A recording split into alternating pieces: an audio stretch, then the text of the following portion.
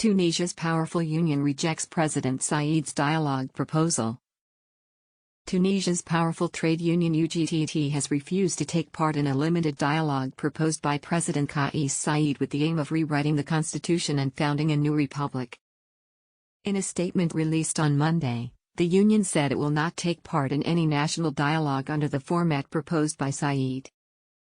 The dialogue has not been the subject of prior consultations and does not meet the expectations of national forces to establish a patriotic process to overcome the crisis, it said. The UGTT believes this dialogue aims to endorse conclusions decided unilaterally in advance and force them through as fait accompli.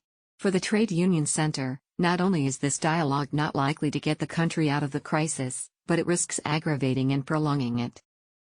The Union Secretary-General, Nuruddin Taboubi, has also announced the intention to boycott the offer.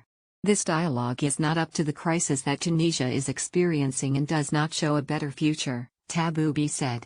This dialogue is not up to the crisis that Tunisia is experiencing and does not show a better future. UGTT spokesperson Sami Tari said, "We reject any formal dialogue in which roles are determined unilaterally and from which civil and political forces are excluded." Tunisia's major political parties pledged to fight Said's decision to exclude them from key political reforms, including the drafting of a new constitution. Separately, the union has said it would hold a national strike over wages and the economy.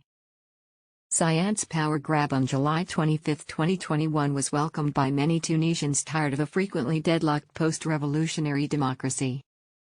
But his opponents, including the Ennahda party, which has dominated the country's post-revolution politics, have warned of the return to autocracy.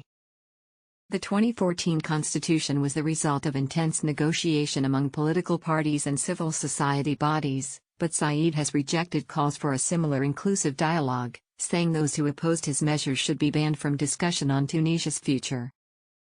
Tunisia has been gripped by a political crisis since the president dismissed Prime Minister Hichem M'Kadji and suspended parliament for 30 days in July 2021.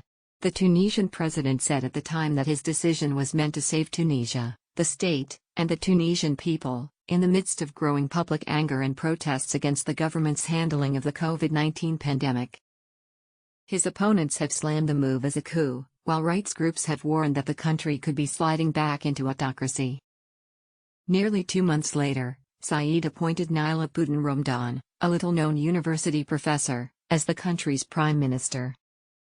Said's seizure of power initially appeared to win broad support among Tunisians amid an economic and public health crisis, but it later caused growing opposition, even from major domestic players who were initially supportive.